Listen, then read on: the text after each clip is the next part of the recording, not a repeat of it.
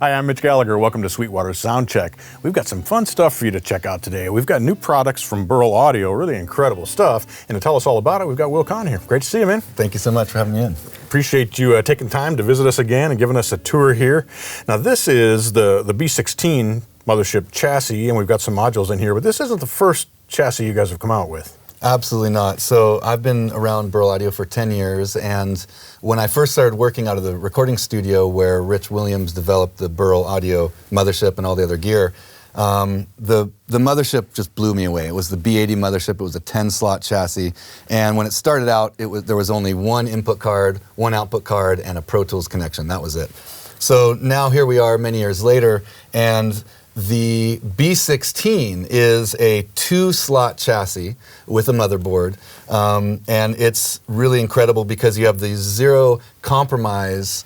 You have daughter cards that go in the same chassis as the B80, and you have here a smaller form factor, internal power supply, a couple more motherboard options, in a much smaller footprint. Right, because the B80, again, you said is a 10-space chassis, so it's quite a bit larger, not quite as portable, but this gives you a lot of different options for configuring things to work well for your studio, whether you're recording with microphones, you're dealing with line level signals, working with monitor systems, or more line outs. You got a lot of different options here. Absolutely true, yes. So real quickly on the B80, which again is that 10-slot chassis, it takes up 7U of space because you have the 4U chassis, you need airflow above and below, and you have an external power supply. So this here with 2U, and then you just need 1U of space above it, so it takes up a total of 3U space.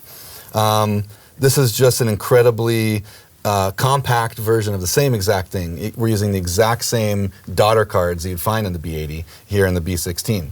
And now, as I've mentioned, we've got many more options of daughter cards you can use now. So, you know, for the large studio with a big console, the B80 is still the way to go.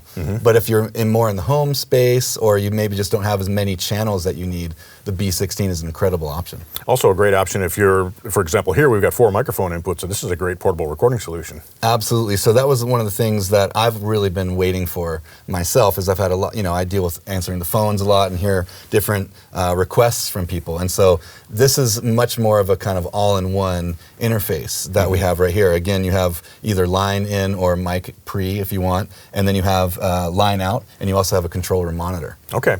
So let's go through some of the possibilities here. So the chassis itself consists of obviously the rack mount box and then the BMB4 card here. So what does this card do for us? This always has to be installed, right? Yeah, so there are 6 different options you can buy the chassis by itself. You have the BMB1, so that stands for Burl Motherboard 1, and that is the Pro Tools DigiLink connection.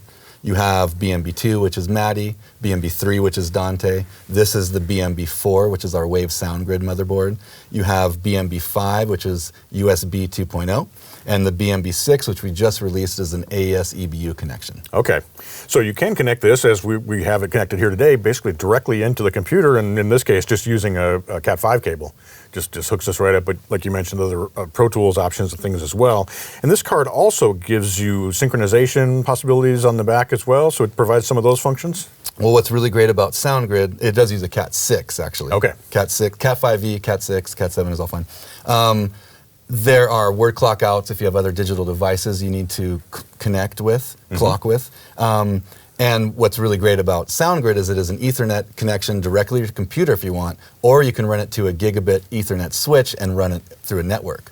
Nice. So a number of months ago, we did a live show in our hometown of Santa Cruz where we had 3 motherships. We had 48 inputs, 16 outputs feeding the monitors, and we had a B16 up at front of house, which everything was connected via Ethernet.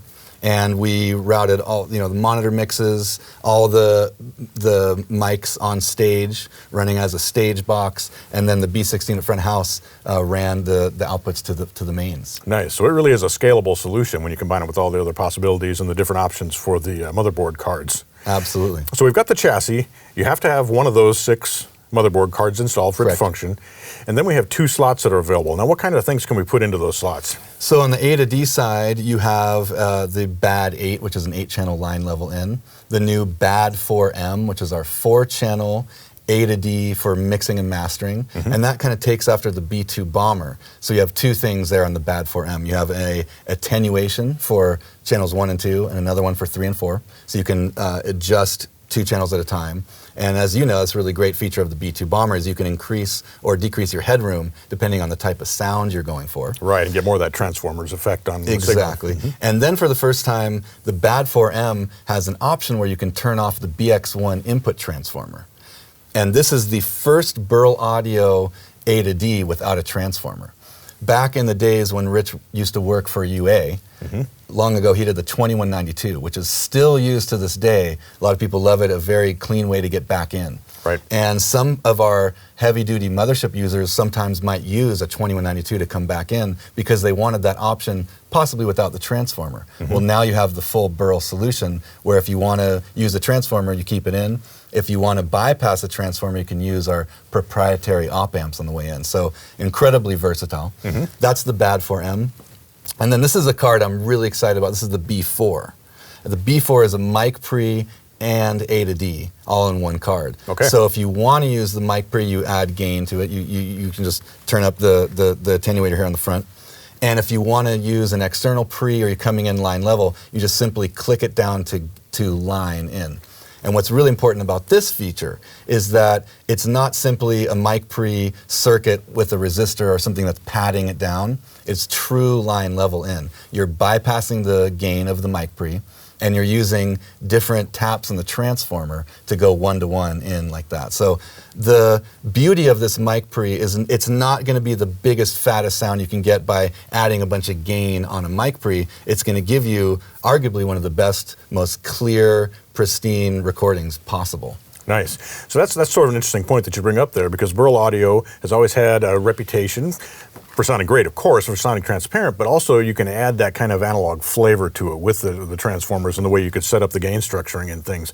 So you're really, I guess, bringing to the fore that ability to have a transparent mastering grade converter here. Yes, absolutely. So, it is somewhat of a misconception, for better or for worse, that Burl, the converters are always, colored. And I think the beautiful thing about it with the transformer and the A to D, I think that's where this theory comes from. That a lot of people hear, oh, transformer, well, you can't do that on a converter, or therefore that means that it's going to sound like this. But they haven't really actually heard it. And on the BX1 transformer, which you find in the BAD 8, the B2 Bomber ADC, and the BAD 4M, part of the beauty of that is in digital conversion in general, there's an inherent problem with phase response. There's filtering that has to happen in the chip, and the result can be some unwanted phase issues. And the BX1 brings the fundamental back in line with all the harmonics, so you actually get a more open, natural sound. And a lot of people don't understand that until you actually start working with the B2 or a BAD 4 or a BAD 4M, BAD 8, something like this. Right, so that's an interesting fact that not a lot of people know about. Yeah, right.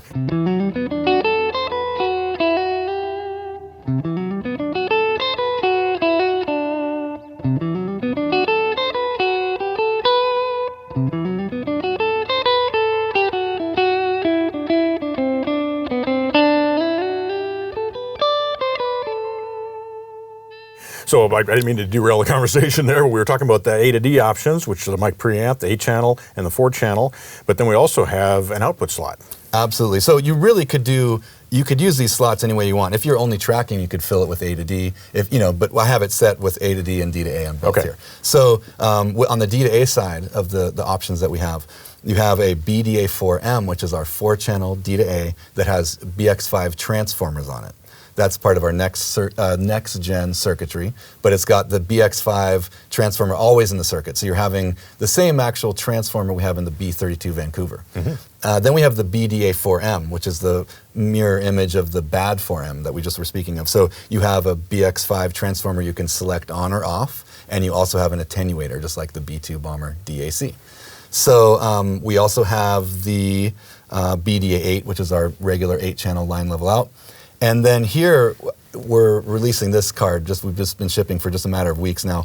I'm so excited about this B22, our new 4-channel D to A with a controller monitor. So often people would be asking me about getting a B16 system, and if they're trying to replace another unit that has maybe mic pre's and a controller monitor on it, and they don't have another controller monitor, they're looking at an expensive, getting into a mothership. Nothing's cheap because we do no compromise, all built here locally in the US. But then again, they need to add on an external controller monitor, and that can be tough for people to get, really great line level inputs, figure out their mic pre and a controller monitor. It's a big, big price tag. Sure. So what this is a really reasonable way to get kind of all your needs met at once. And so the B22, we have really all in all 4 versions. There are 2 different attenuators we're using. And then you can either buy it for the B16 or for the B80. And really the only difference is the laser engraving being horizontal or vertical. Okay. So this unit here comes standard with the B22 Alps. And what that is a audiophile grade attenuator. It's just incredibly smooth, really, really high quality audiophile quality. So additionally, you can also purchase the B22 Elma pot, which is a stepped resistor attenuator, which is always going to have the same exact level left and right no matter what. So that's an additional fee, but it's both are really incredible. What we have here is the Alps version. Right. So this one is a continuous controller, like basically a volume knob. Correct. And the other one would be stepped, more like you'd see oftentimes in a mastering studio. Absolutely. Yeah, right. absolutely. Now you mentioned there were 4 versions. Are there 2 additional versions as well? So there's the B22 Alps for the B16, okay. the B22 Alps for the B80, and then the B22 Elma for the B16, okay. B22 Elma for the B80. Got it. So that's the total of the 4 there. Indeed. And I'm assuming this is a headphone jack on the front panel here as well? Absolutely. So real quickly, we have 2 channels that go out line level, channels 1 and 2.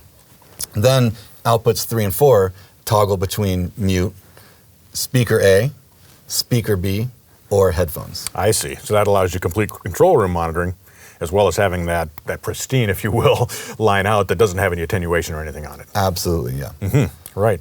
So this really does give you a very versatile centerpiece that you can build on using the different cards. As you mentioned, it can all be input. You could potentially set this up as all output. You could set it up as a control room and basically use it with the control room monitoring and basically use it as an audio interface. So a lot of different possibilities here. Absolutely. And one thing that's very cool about this, if you're in a home studio, you can take channels 1 and 2, go out, run them through some additional gear, record it back in, and then you have channels 3 and 4 for your monitoring as well. Oh, so nice. you can do it all at the same time. Right. Because a lot of times when people have a 2-channel D to A, like a mastering grade D to A, well, where do you use that? If you're going to mix out and come back in, are you going to send your best 2 channels out to then capture back in?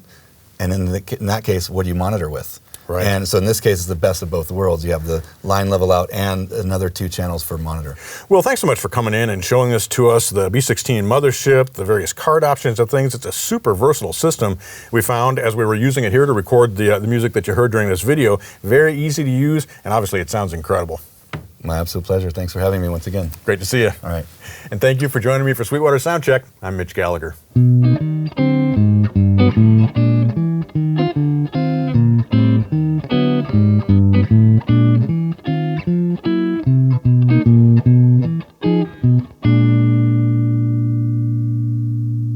Thanks for watching, and be sure to like, comment, and subscribe. Click here for more videos like these, or start at Sweetwater for all your music instrument and pro audio needs.